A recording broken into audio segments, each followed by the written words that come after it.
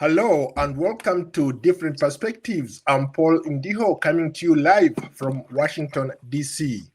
1,000 days of war in Sudan. What began as a coup partnership in 2021 has devolved into the world's most severe humanitarian disaster, a conflict that has dismantled the very fabric of the Sudanese state. The numbers are staggering. At least 150,000 people have perished. 14 million have been uprooted from their homes, with over 4 million fleeing across borders into Chad, Egypt, South Sudan, Uganda, Kenya, and other countries. While the Sudanese armed forces under General al-Burhani have recently re-entered Khartoum, the West remains in darkness. In Darfur, the fall of Fasher has triggered a second genocide. The RSF founder Hamiti tightens his grip to the region's remaining civilian centers.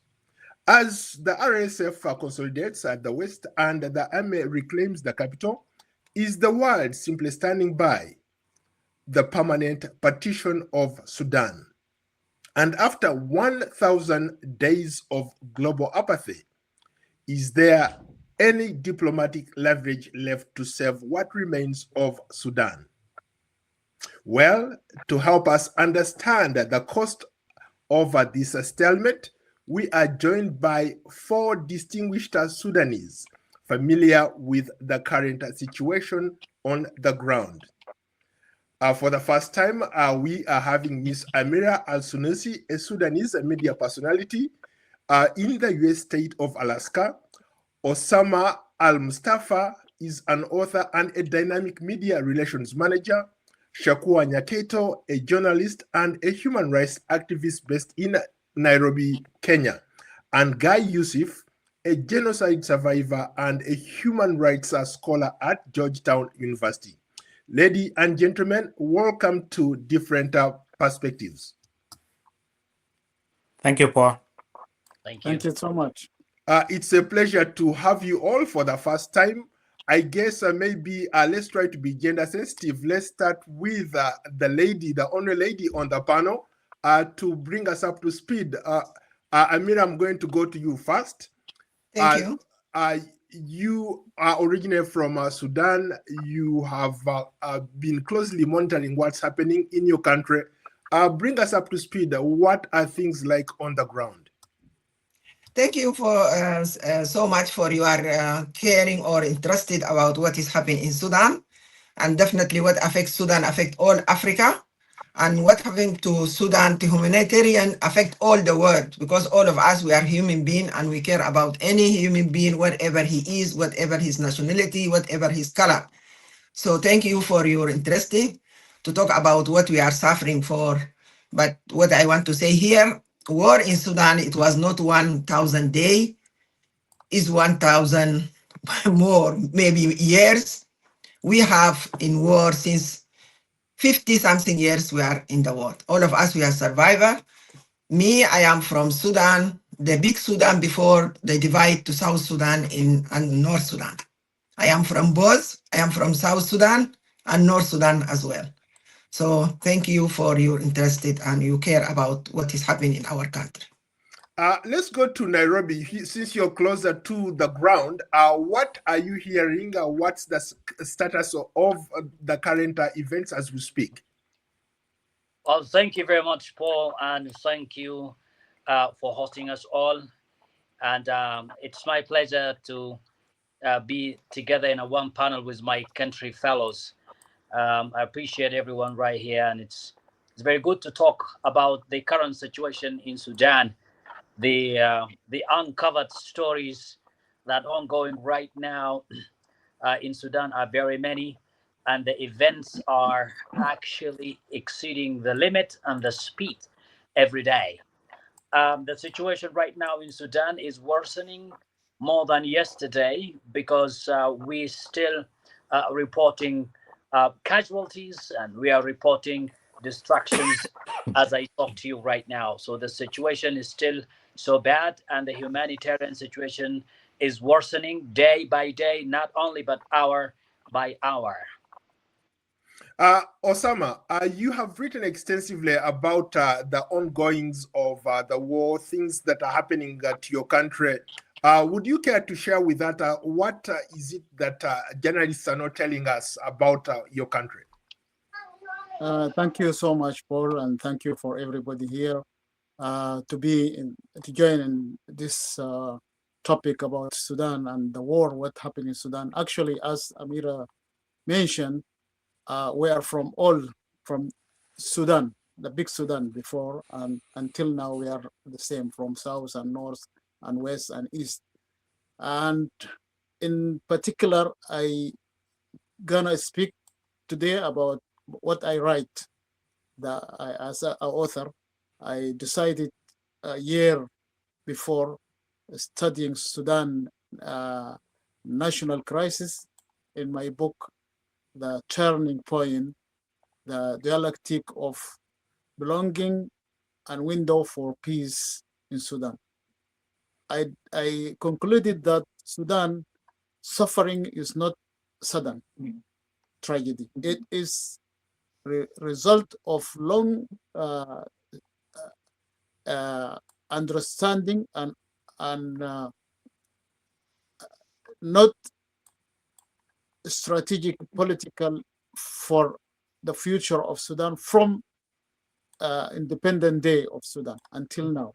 Mm-hmm. There is no understanding how to manage the diversity of Sudanese people and how to manage to get the benefit of the resource of Sudan and people suffering of this. So as we know in the beginning, again I speak little about history.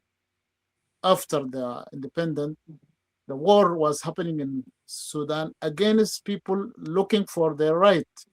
Ananya won. During that time, government of Sudan, army of Sudan killed people, almost around 500,000 people dead in Sudan, in South Sudan, before Addis Ababa agreement in 1972. Later, there was a movement of, before movement of Garang, there was a 9-year-2 also. People die almost around 300,000 people. And then during John Garang agreement, before the Fasher agreement, people die in Sudan almost around 2 million people. Yes, 2 million. Yes. And we know all about what's happening also. The genocide happened in Darfur 2003. And this all happened by the government and by the army of Sudan, killing people, innocent people, people suffering. So for me, I think what's happening now in Sudan, it is like karma. What people face in South Sudan, face in Darfur, face in Jibal and Nuba, face in all this area is now reflected, because now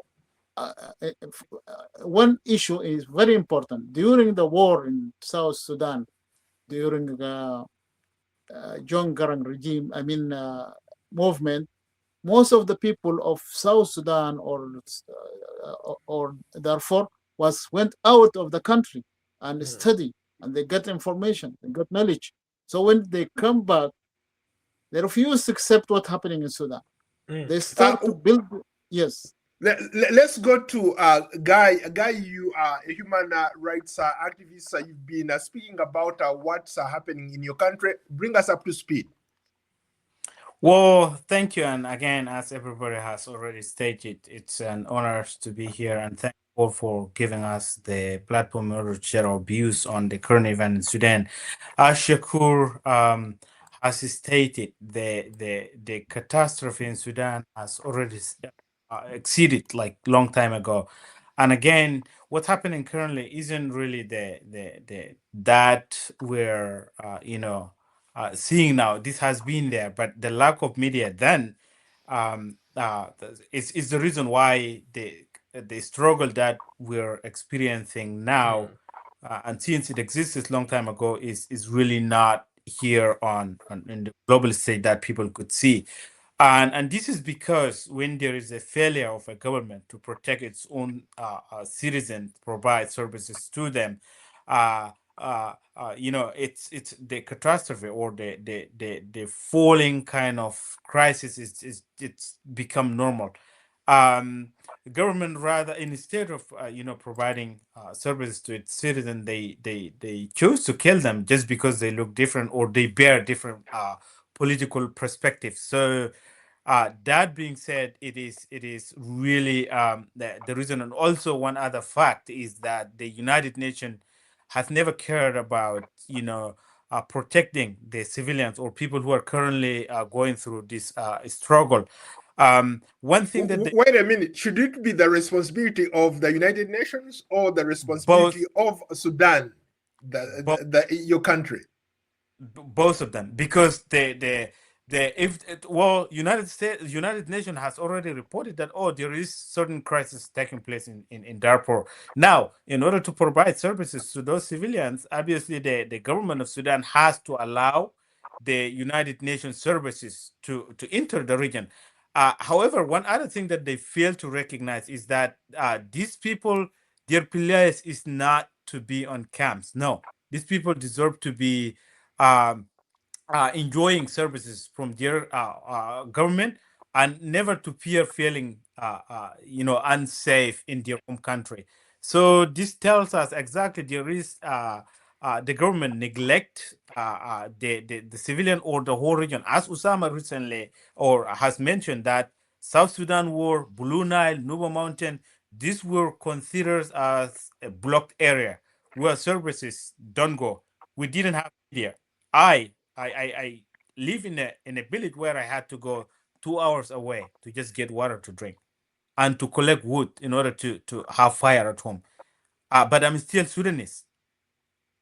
Yeah. This is the big problem. And again, that being said, obviously, the only way that we will feel that we are belong to this Sudan is by completely eliminating this military regime that bears Islamic views, and I don't see any other way that would lead us to a victory of freedom and justice and equality for all Sudanese.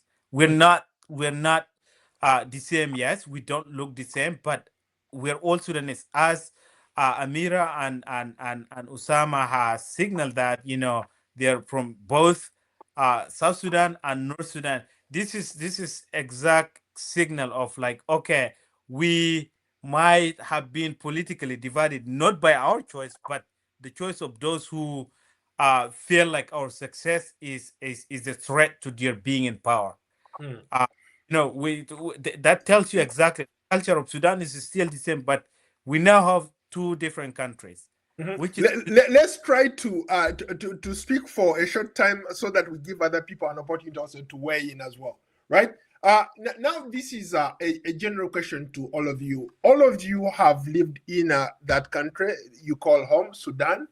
You all have different experiences. You interact with different people. What seems to be at stake? Why are these factions fighting each other? Why is RSF fighting the government army? What's going on? For people who don't know, how can you educate us about what's happening in your country? in my view. Okay, First, Osama, the Sudan or the military regime has been in power since what? Should are you I hearing me? since the Yes. independence, ni- For 1956. me, Hold everybody on, have hold on, I. hold on. Let him finish. Uh-huh. Since 1956, this Sudan has been ruled militarily. We really seek to change Sudan into democratic country where everybody feels at home. This is the idea we bear and we still bear and would continue to bear until we reach to the point of change. However, the government of Sudan thinks, or the military regime, which is today the government of Muslim Brotherhood, things like our thought of advancing Sudan's better way of living is contrary to their being in power. That is that, and this is the same logic that has, or notion that has, led to the division of Sudan, where now we have South Sudan and Northern Sudan. Unless this Muslim Brotherhood government is completely eliminated, I don't see any uh, way of way to reach that change. However, there is a recent move, the government that recently established Al Tasis government. This is probably the best way that will lead us to seeing Sudan change, because firstly, the policies and ideas that they are really promoting are the ideas that I think every Sudanese sees themselves included, whether they have different political perspective or look different or practice different pace. All this, everybody sees themselves included in this, and the fact that they are fighting the Muslim Brotherhood government is also one notion that I strongly believe is the way that really will help us to get rid of the military ruling system. I'll come back to that. Let's go to Amira. She had a point that she wanted to put across. For me, maybe I look for the war from different way from everybody look, from RFS or the army of Sudan. All it was happening in Sudan, for me, I think only because of power. They don't care who they fight, who is suffering, who is the races in Sudan is not about the races like another countries. The races in Sudan is between poor and rich only. That is the races in Sudan. There is people in the power. They don't want anybody else to have what they have. Only this is for me. This is the problem of Sudan.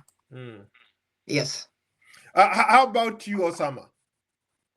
Yeah, actually, my point of view in this particular issue is managing of how to use the diversity of Sudan. The problem, the big problem, that people in Sudan, they don't have knowledge or understanding how to make this diversity is important and to use it for the future of the country. So another issue, during Sudan after independence in 1956, last century, until now, the same war, the same issue is the same happening in Sudan. Army kill people of Sudan who asking, looking for their right and for the unity. What happened in Sudan and South Sudan 3 times. One happened in Darfur. This is the issue. How government and army of Sudan, they don't protect Sudan borders until now.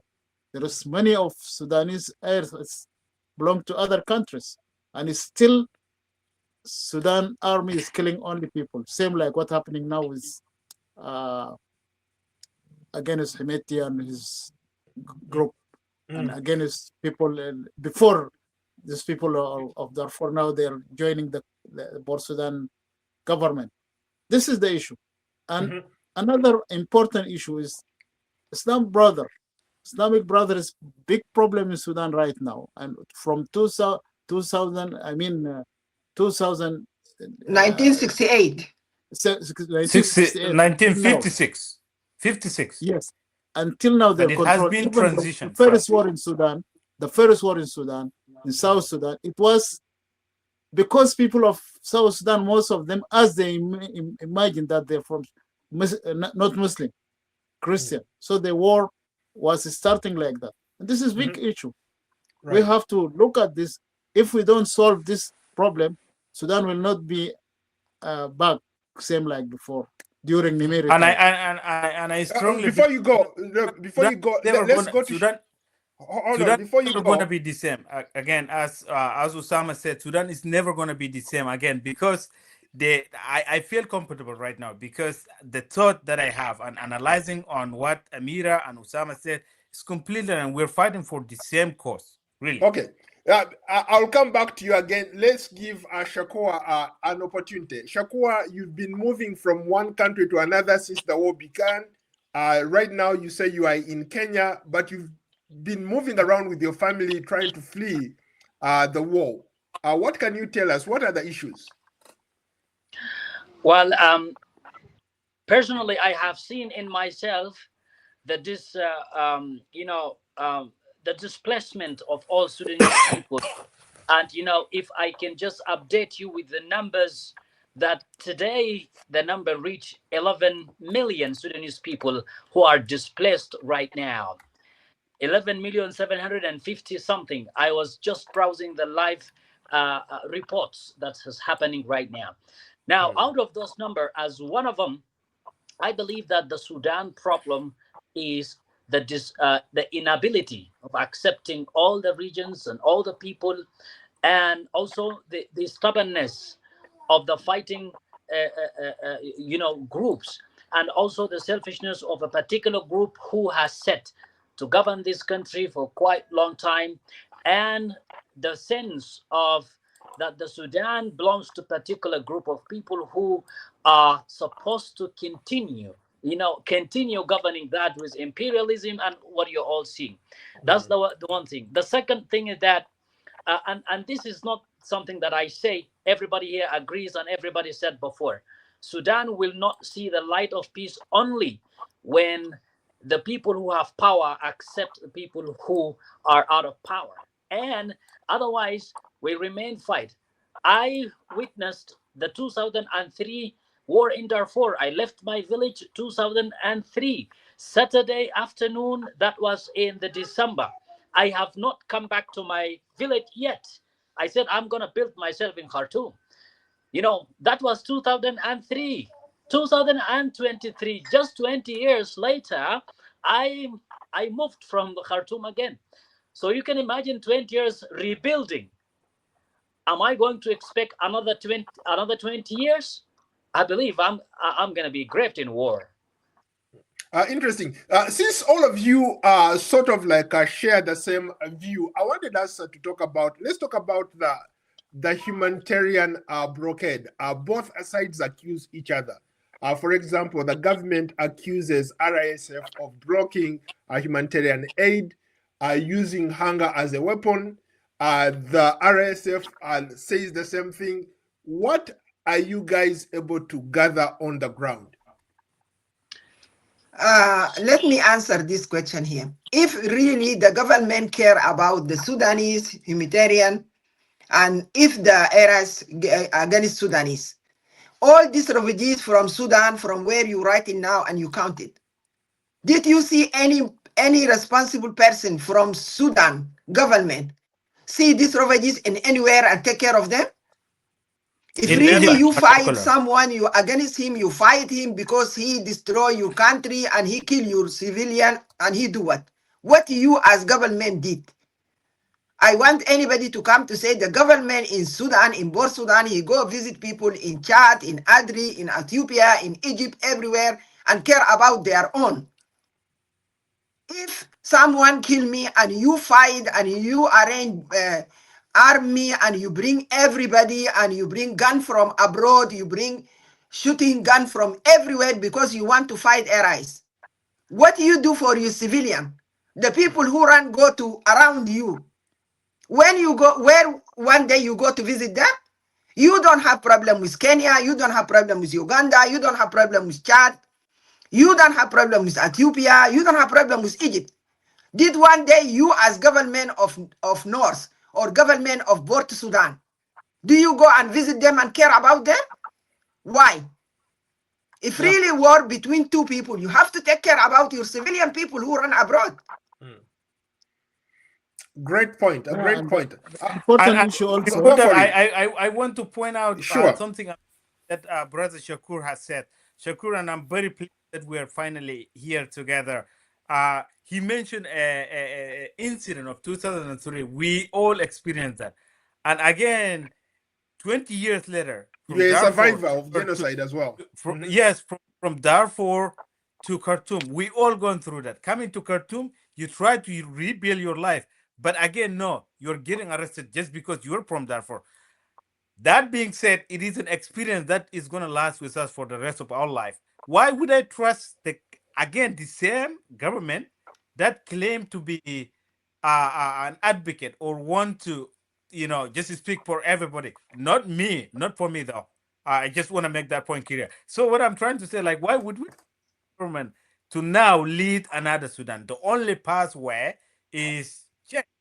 And I just want to make that point and applaud brother Shakoor for bringing that up. Really, let me jump in before you respond. How about people who said that the genocide? Both of you are talking about the genocide that happened in the past, but there are allegations as we speak today that there is another genocide happening, courtesy of RSF, because they control that region of Darfur.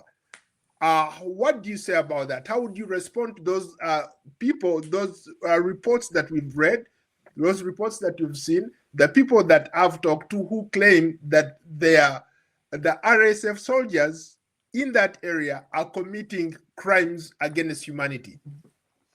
Can I answer this question? Please, go for it. This is my field. I was working in Al Arabiya TV channel in 2003 during the war, the genocide happened in Darfur.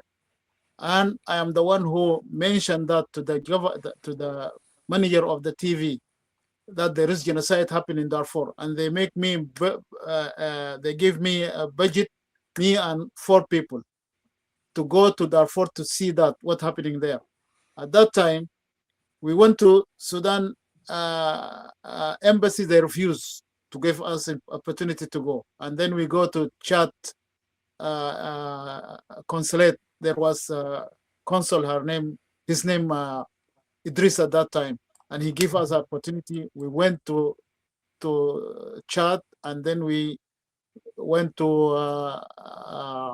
Jinena? the Boulder. Boulder, this city, I forget the name. So we pass, we get inside Sudan, and we make that footage and video of how they kill people, how they burn the houses, how they tied the men leg and pull them with the horses. At that time, we came back, and in 4 days, we come back to Dubai, and we make the report. That report bombed the issue of what happening in Darfur at that time. So the genocide is not from something new. Yeah, it's not new. And we are not talking about the past. We are talking about the present. Yeah. How do you? Because of why I mentioned that, because at that time, Al Burhan was the manager of investigation, Inspector General. Yes, that city, the city of Dalinje. Dalinje. He was there, and he is the one who gave order to the people who kill people there. But Hamid was the person. Hamid was the person in charge of the militias, right? Hamid was not there at that time. There was Musa Hilal was a businessman at the time. You see, again, Musa Hilal is there was Musa Hilal. He was Musa Hilal belonged to Al Burhan at that time, and he get an order from Burhan to go and to kill the people there. What's happening there in 2010? I think those young people now, Guy and So if I hear you correctly, you seem to suggest that what's happening there has been ongoing for the last 20 years, right? It has never stopped. But more recently, we've seen higher levels of violence against civilians. You have so many women in refugee camps. You have so many children who are lost in those refugee camps. Everybody is running away from that area that is controlled by RSF. So who is committing the crimes? Yeah, actually, I want just to mention one more important issue. What's happening as genocide, not only in that area of it's all over the country. Yes, the killings are happening all over the country. Area of the Army Force of Sudan, right? And what's happening there also happened in South Sudan. Long time. American same tactics. Yes, same tactic. they just repeat it, the same tactic, the same way of understanding the others. For me, I will say, anybody work under army with any name, they do what army do, what order, because when you are working under army, the order of army have to be done. Am I right? Yes. Yeah, you're My right. problem here, I don't blame him, T group or if you are the control of army, if you are the boss, if you are the general of army, what you say the army do? And They if the implement. army one day he say, no, what are you doing? I don't want to do anymore. Even that what say, even in Himiti, they create him by them to kill people in Darfur. Okay. One day he wake up, he say, what am I doing is wrong. I don't want to kill my people anymore. I want to support my people. When he come to see the people who have Sudan really how they live, he too was living in bush. He too was suffering. His family, they are suffering. All our family in Darfur and Kordofan, they are suffering. Still in this 2026, women get baby alone themselves under the tree. So when he see the other people, how they live, he say, no, I don't want Sudan to be divided to two. We want Sudan to be one. We want to live together. We cannot say this is black, this is white, this is Arab, this is African, this is Muslim, this is where. Why this same Hemiti now he become for them a bad person? Before the war, before the army of Sudan create this war, today, General Burhan was saying, without Hemiti, I cannot do anything in Sudan good. Why second day he become bad person? Because he say, I don't want to divide Sudan? No. And any war, my brother, any war in the world, any war, there is people die and there is something will cause genocide. But that's a great point. That's a great point. We have to stop genocide. Not we say how it's happening. When is war, it will happen. When is war, it will happen. War is not fun. And more these people, they die by airplane, by bomb. This my son here, survivor of genocide, he know. People was not shooting by gun. A lot of people in this Darfur, Kordofan, they don't die by bullet. They die by plane. Who have plane? Who bombed the kids, the woman, the plane, the cow, the sheep, the everything? Who burned the place? Who?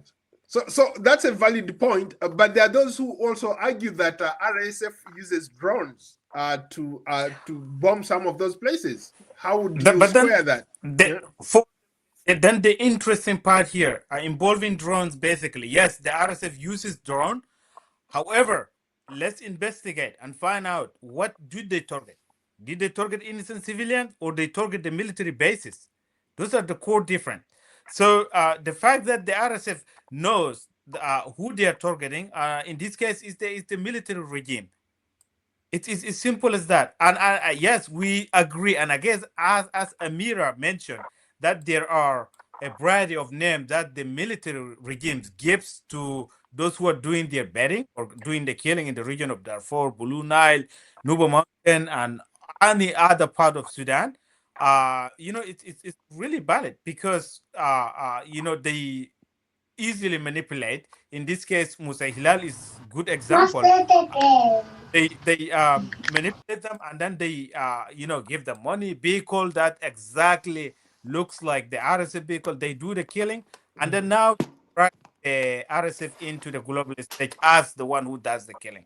Let's investigate. And again, this also leads us to the responsibility that the international community has. If they are truly curious on preventing the atrocities from taking place in the region, they are capable of stopping. But again, hey, it's 2026 and everybody's looking for their own interests. That's what it's all about, and that's how the United Nations fail to support and protect innocent civilian in the whole Sudan, both north and south and west and east. Okay, let me follow up on that. I think you bring up a very good point. There is this, what I would maybe call global indifference, right? So why does the world's largest displacement crisis continue to receive less attention, less funding than minor regional conflicts? You guys talk to people on the ground. What seems to be the problem? going back to the point that you just made earlier, talking about how the United Nations and other aid agencies are just standing by. I think firstly the Sudanese people, they have been manipulated to believe in something that they are not for a very long time ago. Now these manipulators were able to dominate or to control the thinking of the Sudanese people. Now you can't think out of that box. If you try to breathe an oxygen that is somewhat democratic or seeks justice for all, now you are given a hammer in the head. You are gone. Uh, Otherwise you have to flee the country. That's what happened. And the fact that the global actors have neglected the case of Sudan is because they don't know really what Sudan has to offer. We're the sixth country in the world that are capable of providing food to the globe. Also, you have 75% of the gum arabic is distributed, or its distribution comes to the from Sudan. All these gums do contribute to, like, medicine making and other materials.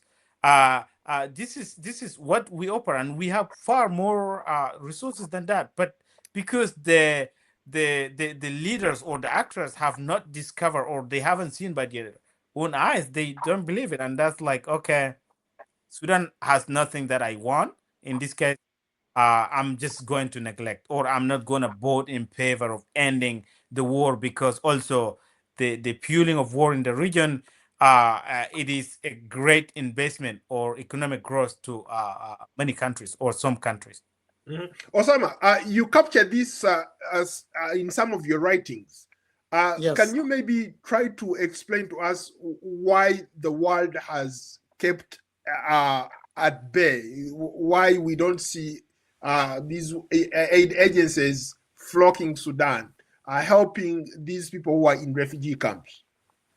Actually, I'm gonna start my speak by Sudan belong to all people.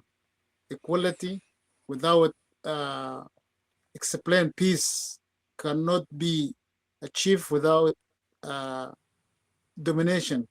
Stability cannot be built through fear. People of Sudan is fear. People of Sudan, even they don't know how to explain to the foreigner, I mean to the people overseas, what happened in Sudan. And the other important issue is the media of the other part giving very wrong information about what happened in Sudan. So because of that, the international world, they don't know how to deal with what happening in Sudan. Because they're confused. For me, my advice is to the people of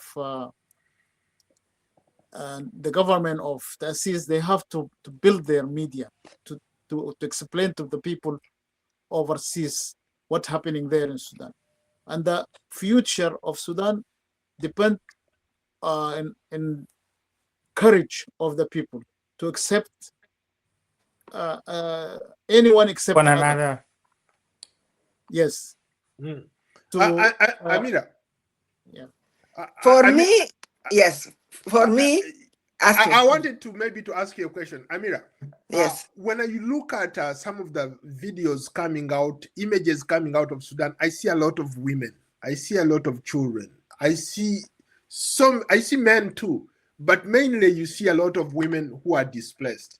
When you've talked to your fellow women, what are their concerns? How can the international community help those women, those young children that we see all over the refugee camps? Okay, you will go back to my question before. You ask why Sudan is nobody know about our problem and there is no help. I will answer you. I will ask you another question. Who control people to come to Sudan? The government, probably. Yes. So if another media, these people, they are in the media 34 years, they are control media of Sudan. So if now anybody want, today morning, Boles, he say, he thank people of Therefore, they allowed help to enter al-Fasher today after 9 months or 8 months of suffering. Yes. But if you are the government and the media is under your hand and the army is under your hand and you are the fighter and you are the feeding and you are the killing, who will come after you? Ask them, ask government of North Sudan, how many times people come, they want to help and they kick them out because they don't want to through. 3, 4 times they ask Hemiti, we want to bring people from abroad to study and to know really what is happening. He agree. He say, I'm agree. Send people, let him come and check about the genocide. North Sudan refuse, say, no, we don't agree. You cannot enter with any help to North Sudan because, see, help to come to Sudan or come by airplane is come to North Sudan because we only have one safe airport is in North Sudan.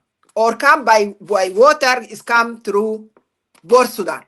What's Sudan? But any help come to Darfur through Niala, every day there is bombing, any different country of airline. What they are making agreement with North Sudan, they are bumping the food hooks coming to help.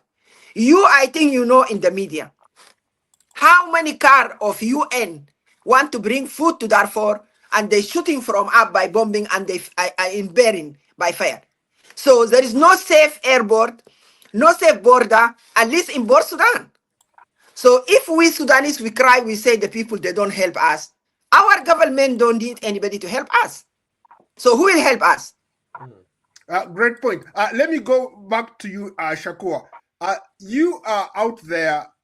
We hear reports of Khartoum being retaken by the government forces. Obviously, RSF has also taken the western part.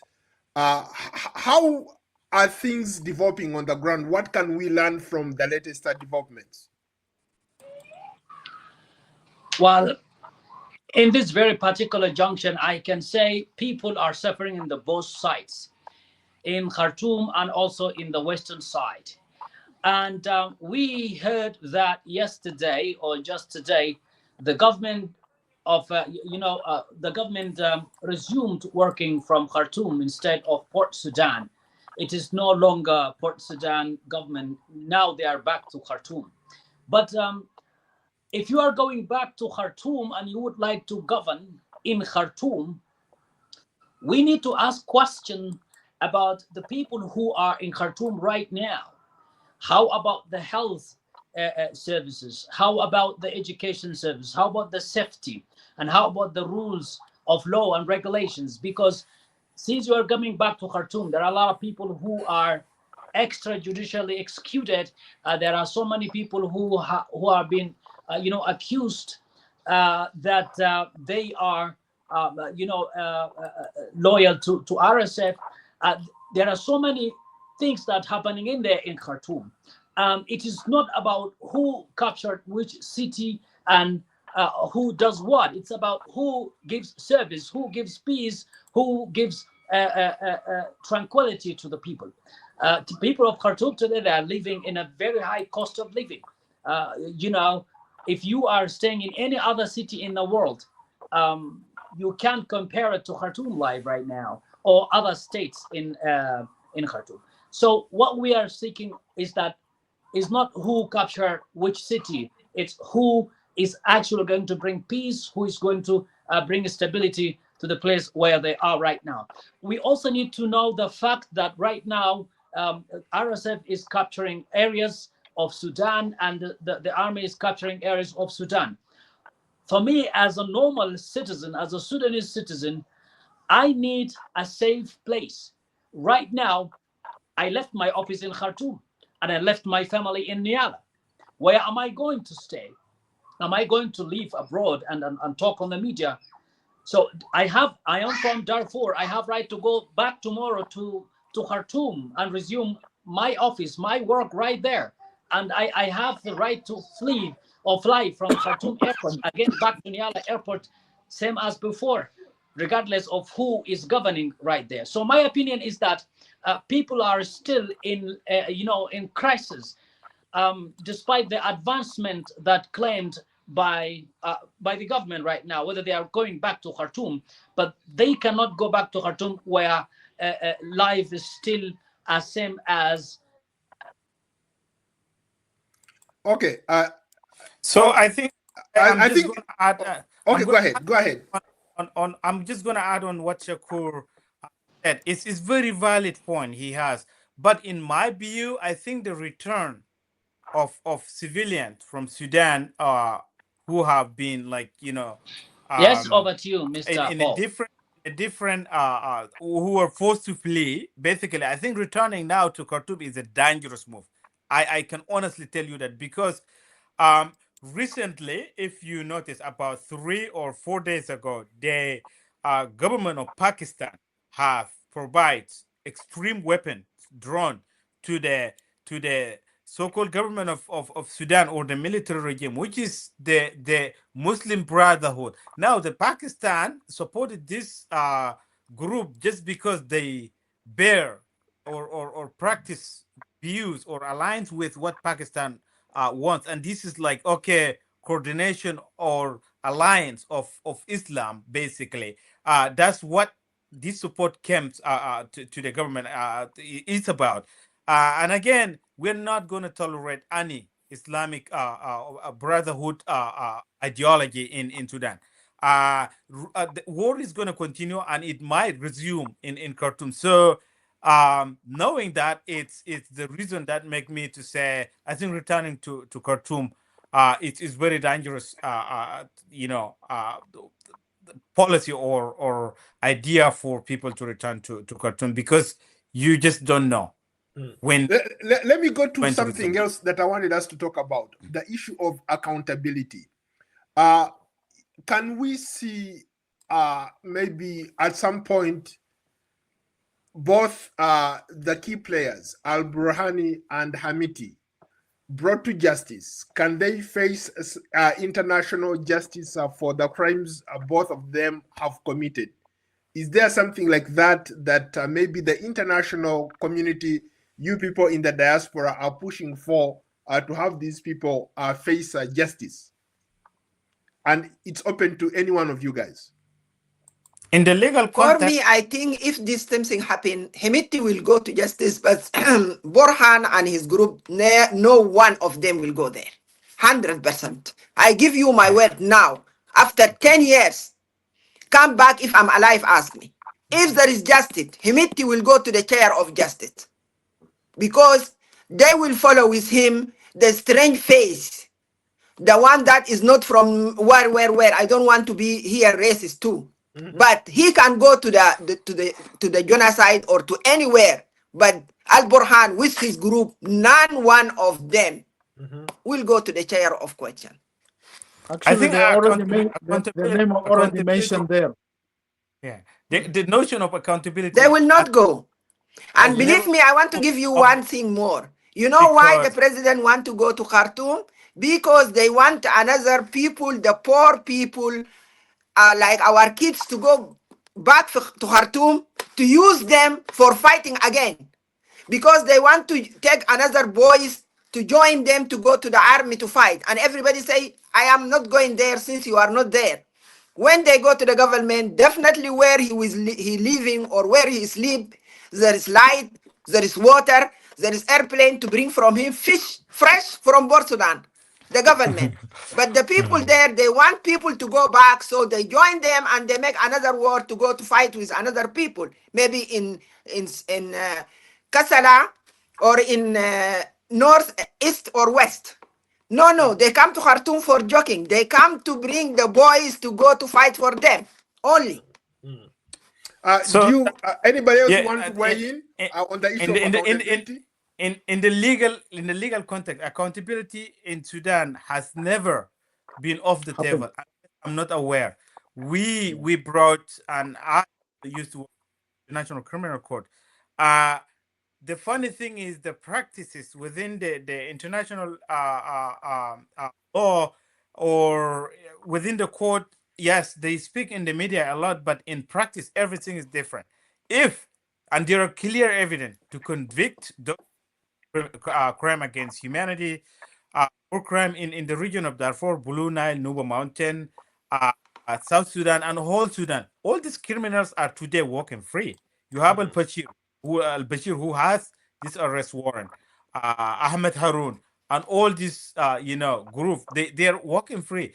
Really, if international community, we understand also the international court does not have military to just go and arrest these people.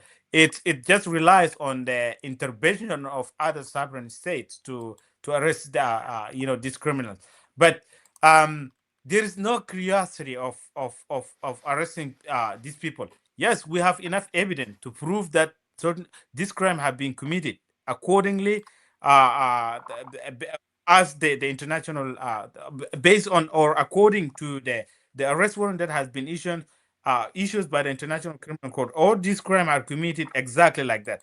But now that there is an arrest warrant again, I think the blame goes back to a whole international community who claim to care for safety, security of civilians, but they fail to implement the very legal uh, um, uh rules that or the document that has been issued. Like, they should have just arrested al-Bashir. And yes, if again, as Amir said, if al-Burhan today is arrested or being issued an arrest warrant, him and Himeti, I agree, Himeti would appear before the court.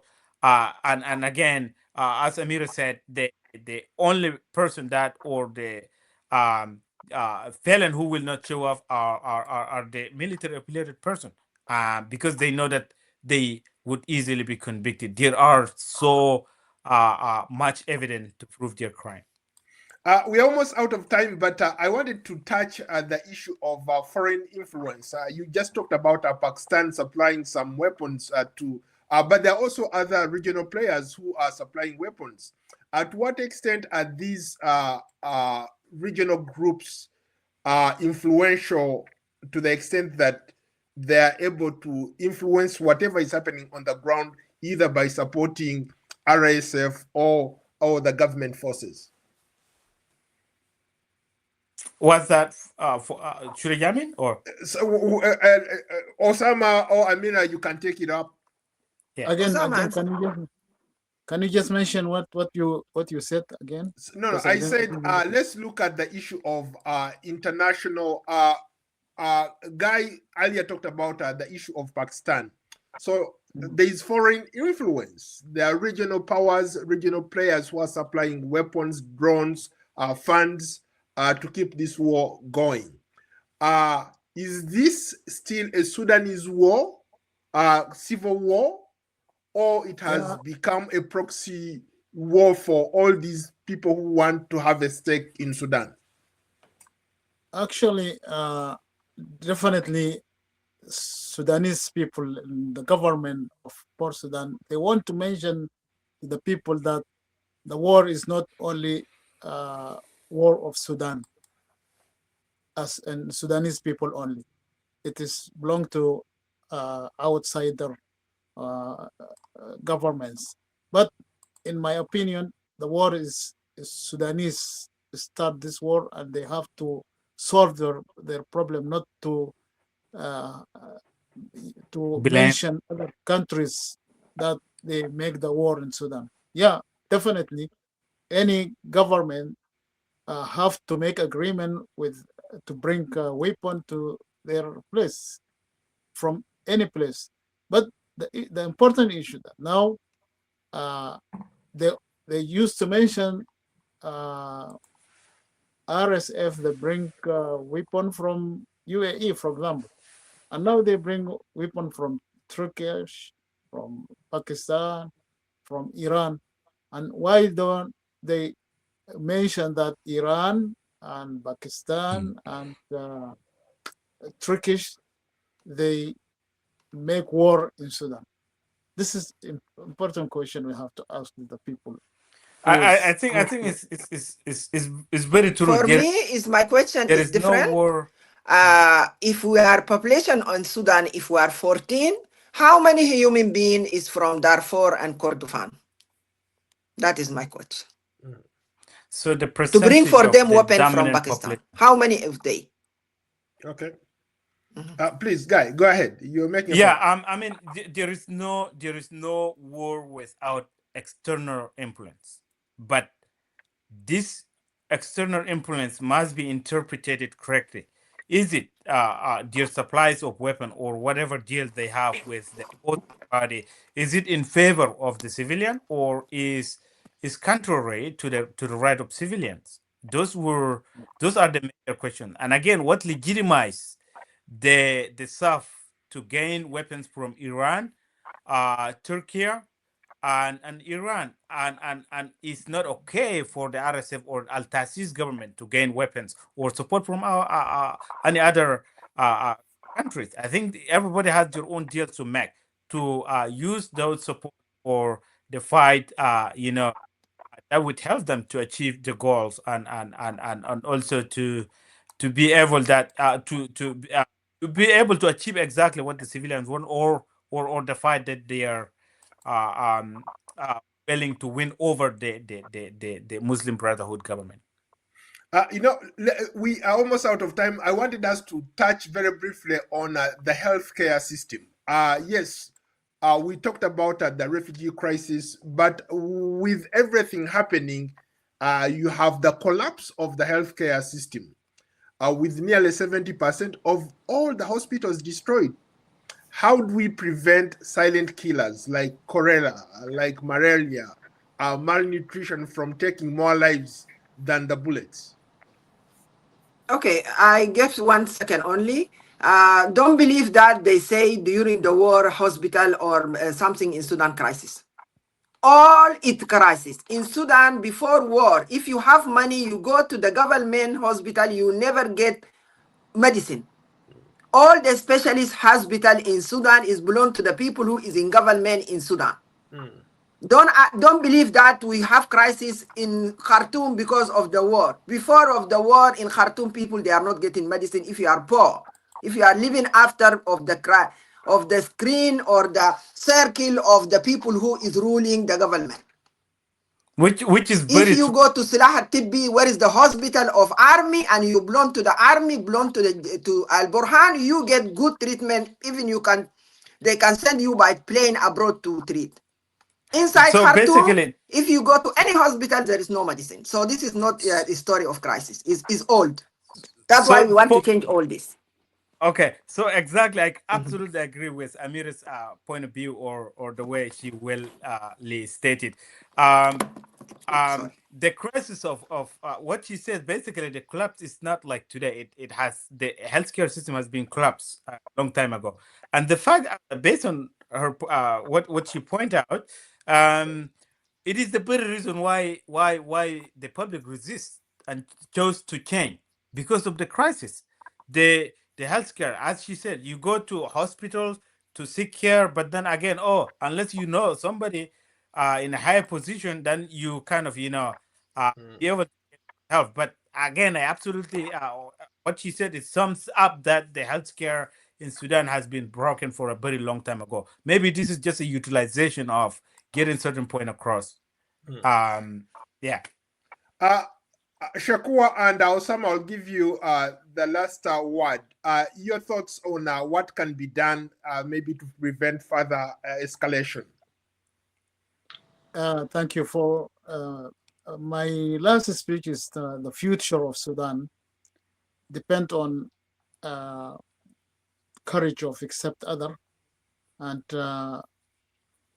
may Sudan choose wisdom over destruction, justice over operations, and unity over divisions. This is what I want people to think about it for the future. As I know, Cassis is looking for democracy, and now most of the parties of Sudan is joining Cassis, and Cassis is not looking for separation of Sudan because separation of one nation is a big problem for the future, as we know now what happened in South Sudan and North Sudan.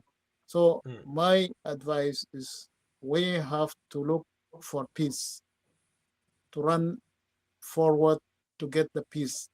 The people who refuse the peace or negotiation, they are never give any opportunity to let people of Sudan, in particular the civilian, to be safe. This is my last speech in this part, and thank you so much for this opportunity. Shakoor, go for it. You have the last word. Shakoor,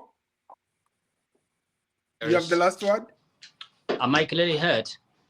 Yes, you have the last word. Can you tell us how do you, where do you want to see your country go? Yes. Based on what we see on the ground. Can you hear me? Yes, go for it. Okay, guys, it's been, and thank you so much.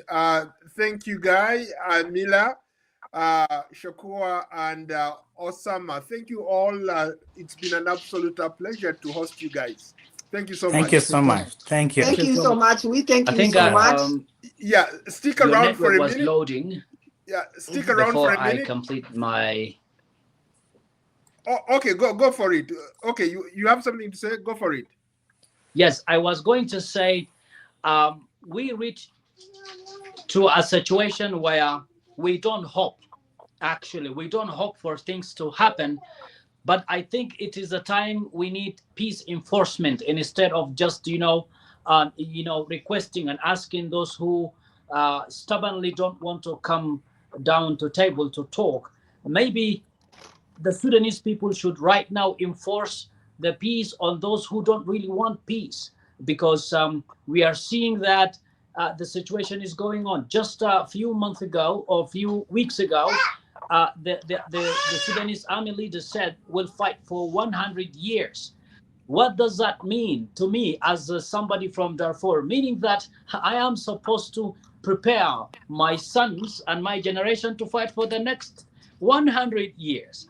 This is a very big mistake, and such words actually must be held accountable, and we also need to stop speaking in such way. That's what I want to say, is that to call upon everybody who is right now having power from the two sides to actually succumb to the peace and accept the fact that nobody will finish anybody. So all what is happening from my personal perspective, it's supposed to happen is that unless we enforce peace and we start transitional justice and we start actually accepting each other, we are not going to actually settle this country to peace very soon. Thank Okay. you so much. Thank you so much. We'll leave it there. Thank you so much, lady and gentlemen. It's been a pleasure to host to all of you. Thank you so much. We'll continue to monitor the latest developments in Sudan, bring you context and analysis. And to our viewers, don't forget to like and follow and subscribe to me, Paul Ndiho, on Substack, X, TikTok, Facebook, Instagram, YouTube, and Spotify. We'll see you on another episode of Different Perspectives. For now, so long from Washington. Thank you all. So much. Thank you. Thank you. Thank you so much. Thank you so much. Stick around.